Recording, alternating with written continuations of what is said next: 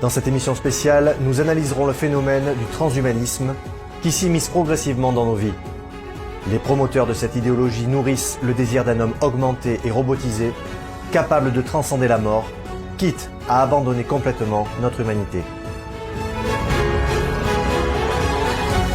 Bienvenue sur Nouvel Horizon. Je suis Anthony Bluteau. Aujourd'hui, je vous propose de plonger au cœur du transhumanisme, afin de comprendre les rouages et les dangers de ce mouvement qui flirte entre science-fiction et eugénisme. Pour bien comprendre de quoi il retourne, il faut repartir aux origines et basculer dans Le meilleur des mondes d'Aldous Huxley. Si ce nom ne vous évoque rien, sachez que cet écrivain a imaginé, au travers d'un de ses ouvrages, une société dystopique sombre et dangereuse où la famille, les sentiments et la religion n'existent tout simplement pas. Une société dans laquelle la spiritualité serait absente et remplacée par la science. Et c'est dans cette logique, mesdames et messieurs, que le transhumanisme prend forme, en visant l'amélioration constante du physique et du mental. En effet, le premier but serait de corriger les défauts du corps humain en devenant un homme réparé. Le second serait d'accroître ses performances pour devenir un homme augmenté. Je viens de vous parler d'Aldous Huxley, mais son frère Julian, biologiste de renom, avait des idées bien arrêtées sur la question et était un fervent défenseur de la théorie de l'évolution et de l'eugénisme. Eugénisme, comme vous le savez, tient pour principe de privilégier des individus dotés de bonnes prédispositions génétiques et de supprimer les autres.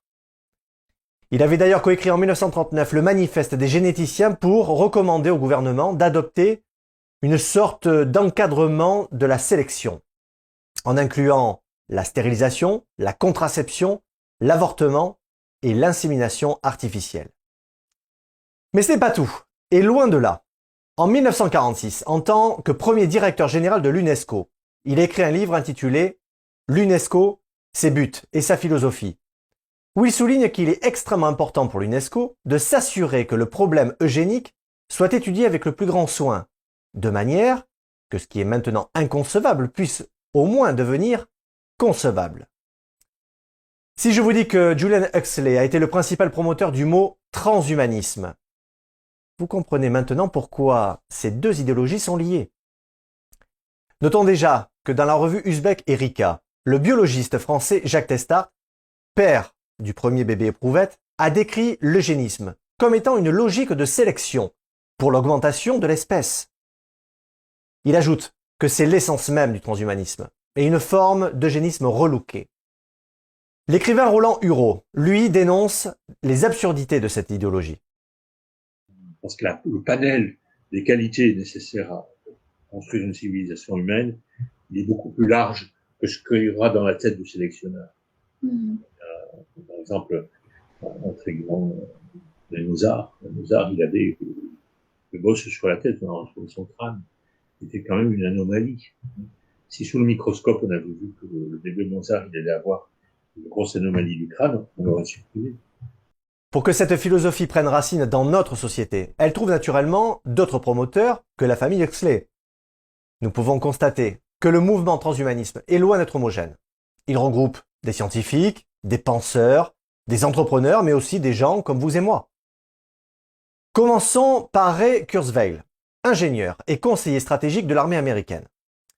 Nommé chef du développement de l'intelligence artificielle chez Google en 2013, il est considéré aujourd'hui comme le pape du transhumanisme et entretient une vision de l'avenir sortie tout droit de la science-fiction.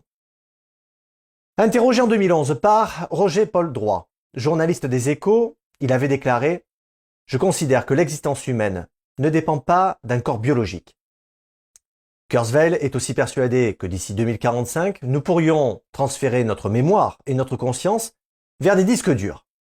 Nous serions ainsi libérés de la contrainte du corps physique et de la mort, mais aussi privés de ce qui fait de nous des êtres humains. Encore plus intrigant, il semble que l'objectif final de Kurzweil soit empreint d'une volonté mystique. Il estime que cette évolution est aussi, je le crois, un processus spirituel. Est-ce que cela veut dire que le transhumanisme pourrait concurrencer les religions millénaires?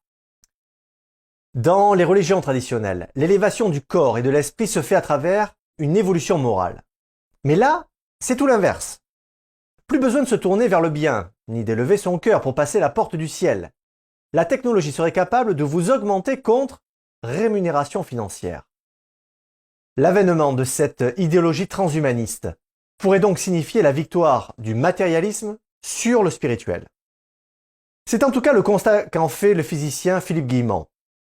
Donc, si vous voulez, le transhumanisme, c'est quelque chose d'extrêmement dangereux parce que c'est une idéologie qui est fondée sur une erreur. C'est une erreur de conception, c'est-à-dire une croyance fausse que l'homme lui-même serait une machine biologique. Alors le problème, c'est que tant qu'on fonctionne dans cette croyance, on finit par créer un futur qui la réalise. Et à ce moment-là, ça devient difficile de s'en sortir parce que c'est un cercle vicieux. Puisque plus vous rendez le peuple esclave de la technologie, et moins le peuple est capable de se rendre compte du pouvoir de la conscience, du potentiel de l'âme, et il finit par perdre son âme. Passons maintenant aux fondateurs de Google, Sergey Brin et Larry Page. Ils sont à la fois adeptes et promoteurs du transhumanisme. En 2013, Larry Page a lancé Calico, un laboratoire dédié à la compréhension des mécanismes du vieillissement et aux solutions pour les contrer. L'entreprise a même déclaré que le projet avait pour but de tuer la mort. Il semble que cette idée de devenir immortel soit très présente dans le milieu transhumaniste. Aurait-il peur du jugement dernier? En tout cas, côté financier, l'argent coule à flot. Peter Thiel, cofondateur de PayPal, finance la lutte contre le vieillissement à travers la fondation Sens, co-créée par le biologiste Aubrey de Grey. Ce dernier affirme que la première personne qui vivra 1000 ans est déjà née. Selon De Grey, il sera possible de changer la composition génétique d'un individu, même d'âge adulte, grâce aux thérapies géniques. Alors, en suivant cette logique, si notre patrimoine génétique est totalement modifié, que restera-t-il de notre humanité actuelle? Et surtout, quelles sont les motivations derrière cette idéologie? Le professeur de philosophie François-Xavier Bellamy nous l'explique dans un journal italien où il dit que vouloir changer l'humain, c'est haïr ce que nous sommes et refuser ce que la nature nous a donné. Sur le site Le Nouveau Monde, il explique que depuis la nuit des temps, nous tendons à braver le sexe et la mort. Le sexe, parce qu'il faut un partenaire pour procréer. Quant à la mort, il ne s'agit plus de la repousser, mais de l'abolir par le biais de la science. Cette insatisfaction engendrera selon lui une hyperconsommation du genre humain. L'humain 1.0, l'humain 2.0 et ainsi de suite. Difficile d'aborder ce thème sans évoquer Microsoft et son créateur Bill Gates, qui dépose régulièrement des brevets dignes de la science-fiction. Comme celui déposé en 2011, intitulé Biological Entity Communication Channel, qui consistait à utiliser le corps humain pour faire transiter des données. Ce qui ferait de notre corps un grand réseau. Pour le coup, un pas majeur en direction du transhumanisme serait franchi. Un autre brevet de 2020 cette fois décrit un système qui, à l'aide de nombreux capteurs, pourrait générer de la crypto-monnaie en se basant sur nos données corporelles. En somme, un système ayant accès à toutes vos données biologiques. Si vous pensez que nous avons fait le tour, il n'en est rien. Une organisation en particulier a attiré notre attention. Il s'agit du Forum économique mondial de Davos. Faisant régulièrement la promotion du transhumanisme, il a publié en 2016, avec le magazine Scientific American, le top 10 des technologies émergentes. À la première place se trouvait l'Internet des nano-objets. Cette technologie serait capable d'introduire des nanocapteurs intelligents dans notre corps, afin de transmettre vos données biologiques via le web. Mais ces nano-objets pourraient aussi récolter des informations dans la rue et même dans nos maisons. Cette technologie n'était à l'époque qu'en phase de test, car de nombreux défis techniques devaient être relevés. À préciser tout de même que l'article en question stipulait déjà, prochaine étape, des milliards de nanocapteurs récoltant d'énormes quantités d'informations en temps réel et les transmettant au cloud. Son fondateur, Klaus Schwab, avait déclaré à la RTS que nous pourrions imaginer dans un futur proche l'implantation de puces dans nos cerveaux. Ce qui pourrait conduire à une communication directe entre notre cerveau et le monde digital. Autrement dit, selon les mots de Klaus Schwab, la fusion entre le monde physique, digital et biologique. Écoutons Philippe Guillemant à ce sujet.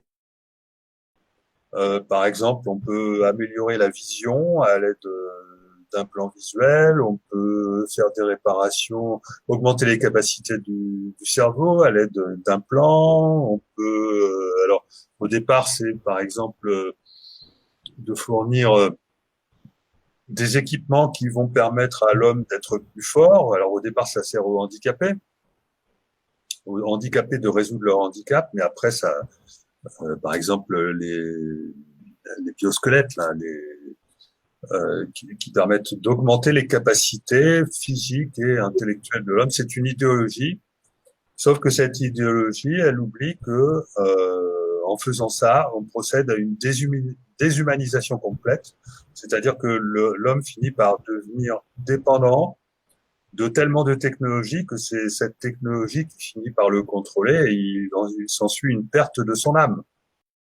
À part les entrepreneurs et les scientifiques, les gouvernements sont aussi dans la course au développement des technologies transhumanistes. Mais un pays semble sortir du lot. Sans surprise, il s'agit de la Chine. Après le scandale des bébés génétiquement modifiés par un chercheur chinois en 2018, une autre expérimentation a ravivé la polémique. Début 2022, le South China Morning Post annonce la couleur. Des scientifiques chinois ont créé un utérus artificiel capable de s'occuper des embryons grâce à l'intelligence artificielle. Pour l'instant seulement utilisé sur les animaux, il pourrait, selon un chercheur basé à Pékin, être utilisé sur les humains. Il a aussi ajouté que les seuls freins seraient des défis juridiques et éthiques. Il faut savoir que la Chine est aussi le seul pays au monde, avec Singapour, à s'être doté d'une loi eugéniste. Adoptée en 1995, la loi pour la protection de la mère et de l'enfant avait pour but d'améliorer la qualité de la population. La loi prévoit notamment que les porteurs d'un trouble mental ou de maladie génétique puissent se voir interdire le droit d'avoir un enfant. Selon le docteur Laurent Alexandre, spécialiste du transhumanisme, la Chine est devenue la première puissance transhumaniste, loin devant les États-Unis, et ne trouve aucun obstacle sur sa route. Contrairement au reste du monde, le peuple chinois est aussi très favorable au transhumanisme. C'est ce que démontre une étude d'opinion réalisée en 2015 par l'agence BETC. Selon l'enquête, 50% des jeunes chinois sont favorables à l'augmentation du QI des enfants en agissant sur les fœtus, alors que seuls 13% des Français y sont favorables.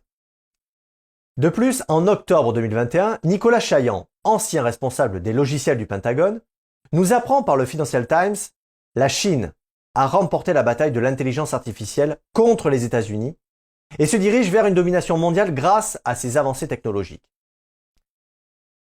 Ces propos laissent planer un danger de taille. L'avancée transhumaniste de la Chine va-t-elle accentuer la course à l'intelligence artificielle et de ce fait inciter l'abandon des règles éthiques? Rien n'est sûr. Entre l'homme réparé et l'homme augmenté, la question qui se pose est où est la place de l'homme naturel? Que savons-nous concrètement de cette technologie expérimentale? Globalement, deux choses. Une, qu'elle est déjà avancée. Deux, que les élites richissimes y placent leurs millions. Mais qu'en est-il de ce qui fait de nous des humains? Philippe Guillemant nous fait part de son analyse. Que la technologie impose le critère de la mesure uniquement et interdit tout autre critère. On ne sait pas mesurer les émotions humaines, on ne sait pas mesurer les sentiments, on ne sait pas mesurer les intuitions, donc ça n'existe pas. Or, la plus grande intelligence de l'humain vient de ses sensations, de ses sentiments et de ses intuitions. Les réactions paradoxales existent aussi parmi certains développeurs technologiques comme le syndrome du pompier pyromane. Elon Musk, par exemple, a déclaré que l'intelligence artificielle est un danger beaucoup plus grand que les ogives nucléaires. Pourtant, son entreprise Neuralink travaille au développement d'une interface entre le cerveau et l'ordinateur, dédiée à être un homme augmenté. Un autre phénomène est la banalisation. Sur CNN, par exemple, les scientifiques de la Singularity University montrent le cerveau augmenté comme des mécanismes élémentaires que nous pourrions bricoler nous-mêmes. Mais la digitalisation de notre corps entraînera forcément des aspects négatifs. L'exemple que cite Mathieu Villemot, philosophe, est parlant. Il imagine qu'un groupe terroriste pourrait supprimer la peur de la mort. et le scrupule chez ces kamikazes. Ou aussi provoquer des complexes de Stockholm pour convertir ses otages. Cette perspective affreuse montre l'absurdité du concept qui permet de modifier les humains comme des pantins. Il existe des courageux comme Victor Tso, de l'Institut de médecine de Washington DC, qui a exposé à Davos le problème des interfaces des cerveaux corps-ordinateur, qui remplis de capteurs deviennent des données collectées. Quant à l'avocat Ronaldo Lemos, il souligne qu'un corps rempli de capteurs collecte et envoie des données à des serveurs à l'étranger. Chaque cerveau pucé devra leur fournir des conditions d'accord dès qu'il entre en contact avec une autre personne, pour éviter de recevoir les informations de l'autre personne 24 heures sur 24. Comme énoncé par Julian Huxley, il est possible que la PMA devienne le cheval de Troie idéal pour le transhumanisme. Dans son livre Made in Labo, le philosophe Dominique Faulschild dénonce une révolution anthropologique qui se trame au détriment de l'humain. La PMA va sortir totalement du cadre qu'on lui conférait à ses débuts. L'embryon va devenir une matière transgénique disponible pour les manipulateurs de génomes et apprentis cloneurs.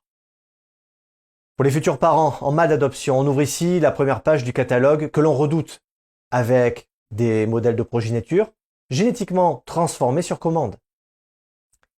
Cet aspect nous montre à quel point l'eugénisme est une composante du transhumanisme. À la lueur des éléments évoqués, il semblerait que le transhumanisme nourrit la volonté de transcender la mort et de devenir un dieu. Écoutons l'analyse de l'écrivain Pascal Malonga à ce sujet. Donc le transhumanisme, c'est non seulement un danger pour l'homme, mais aussi une idéologie. Parce que finalement, celui qui veut être, entre guillemets, immortel, il veut transcender la mort, donc ça veut dire quoi? Ça veut dire que maintenant l'homme devient Dieu. Et donc on revient en fait à l'humanisme, en fait. Parce que dans transhumanisme, il y a humanisme. Donc au départ, Dieu était au centre, et donc l'homme se centrait par rapport à Dieu, et donc l'humanisme, c'est l'homme au centre. Et donc en fait, on voit qu'au travers du transhumanisme, maintenant, certains veulent même maintenant devenir leur propre Dieu en recherchant la vie éternelle. Alors, en suivant les analyses de M. Malonga, on pourrait comprendre pourquoi la Chine devient le numéro 1 dans la promotion du transhumanisme. Car n'oublions pas que l'idéologie du communisme et de Marx est bien de devenir son propre Dieu. Et vous, quelle voie souhaiteriez-vous que l'humanité suive? Celle de la science et du transhumanisme ou celle du divin et de l'humanisme? Merci d'avoir suivi Nouvelle Horizon. Prenez soin de votre corps et restez libre.